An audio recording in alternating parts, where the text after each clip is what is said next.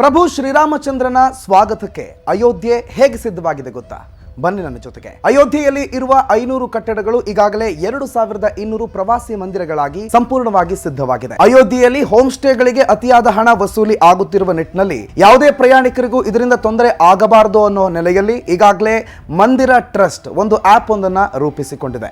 ಅದಲ್ಲದೆ ರಾಮನ ದೀಪವನ್ನ ಅಯೋಧ್ಯೆಯ 2 ಮುಸ್ಲಿಂ ಮಹಿಳೆಯರು ಅಯೋಧ್ಯೆಯ ಮುಸ್ಲಿಂ ಬೀದಿಗಳಲ್ಲಿ ಕೊಂಡೊಯ್ದು ಅದನ್ನ ಮನೆ ಮನೆಗಳಲ್ಲಿ ಹಚ್ಚೋದ್ರ ಮುಖಾಂತರ ಭಾವೈಕ್ಯತೆಯ ಸಂದೇಶವನ್ನ ಸಾರೋದಕ್ಕೆ ಅಯೋಧ್ಯೆ ಸಿದ್ಧವಾಗಿದೆ. ಅತಿ ಹೆಚ್ಚಿನ ಪ್ರವಾಸಿಗರು 22ನೇ ತಾರೀಕು ಬರಬಾರದು ಅನ್ನುವ ನಿಟ್ಟಿನಲ್ಲಿ ನೇರ ಪ್ರಸಾರದ ವೀಕ್ಷಣೆಗೆ ದೇಶದ ವಿವಿಧ ಮೂಲೆಗಳಲ್ಲಿ LED ಪರದೆಗಳನ್ನ ಅಳವಡಿಸುವ ಸಿದ್ಧತೆಗಳು ಕೂಡ ನಡೆದಿದೆ. ಹಾಗಾಗಿ 22ನೇ ತಾರೀಕು ನಡೆಯುವ ಶ್ರೀರಾಮನ ಪ್ರಾಣ ಪ್ರತಿಷ್ಠಾಪನೆ ಅದಲ್ಲದೆ ಅದರ ಜೊತೆಗೆ ನಡೆಯುವ ಹಲವು ಧಾರ್ಮಿಕ ಕಾರ್ಯಕ್ರಮಗಳು ಈಗಾಗಲೇ ಆರಂಭಗೊಂಡಿದ್ದು ಅಯೋಧ್ಯೆ ಸಾಕ್ಷಾತ್ ಸ್ವರ್ಗ ಲೋಕದಂತೆ ಭಾಸವಾಗ್ತದೆ.